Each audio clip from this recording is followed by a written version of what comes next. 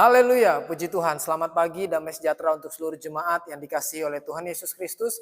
Kembali kita akan belajar kebenaran firman Allah saat ini. Sebelum itu, mari kita satu di dalam doa.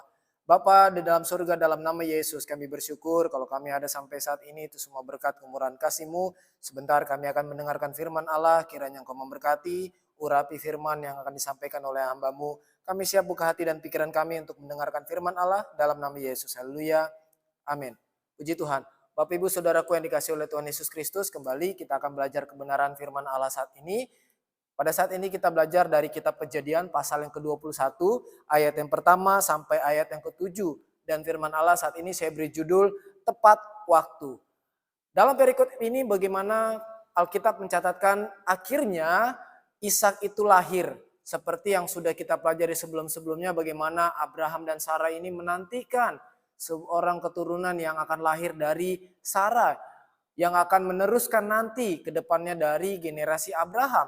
Sebab Ismail bukanlah generasi yang lahir yang Allah inginkan untuk Abraham teruskan, tetapi itu adalah dari generasi yang lain, dari ibu yang lain, sehingga Ishaklah yang menjadi penerus dari keluarga Abraham, seperti yang Allah janjikan, seperti yang Allah firmankan kepada keluarga Abraham. Saat ini tepat waktunya adalah Tuhan menyatakan janjinya, Tuhan menyatakan firman-Nya di dalam keluarga Abraham.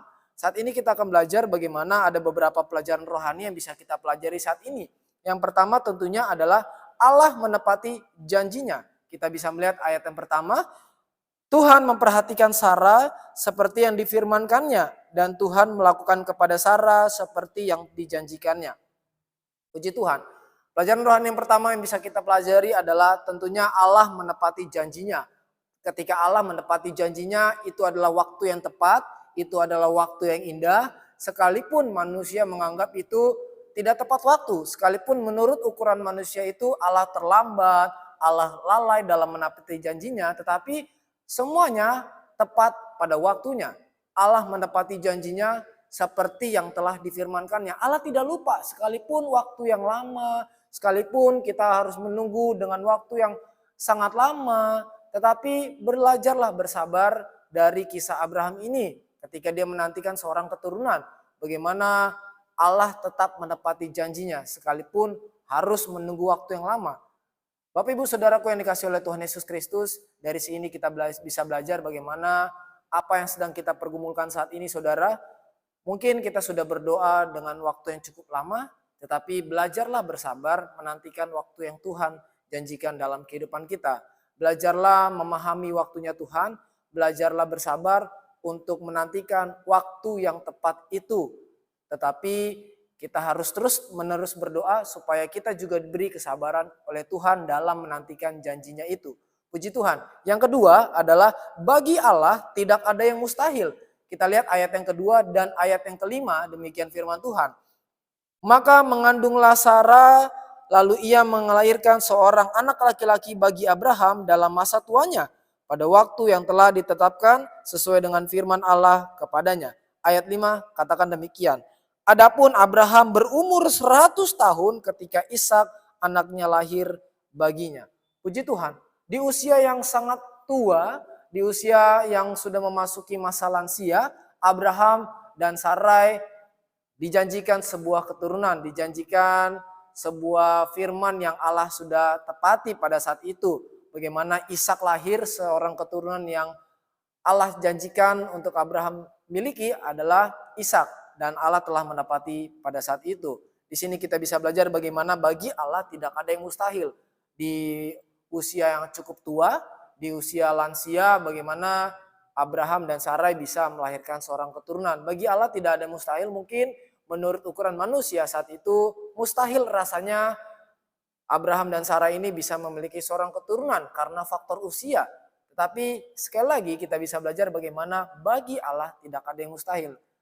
Apakah yang sedang kita alami saat ini, saudara?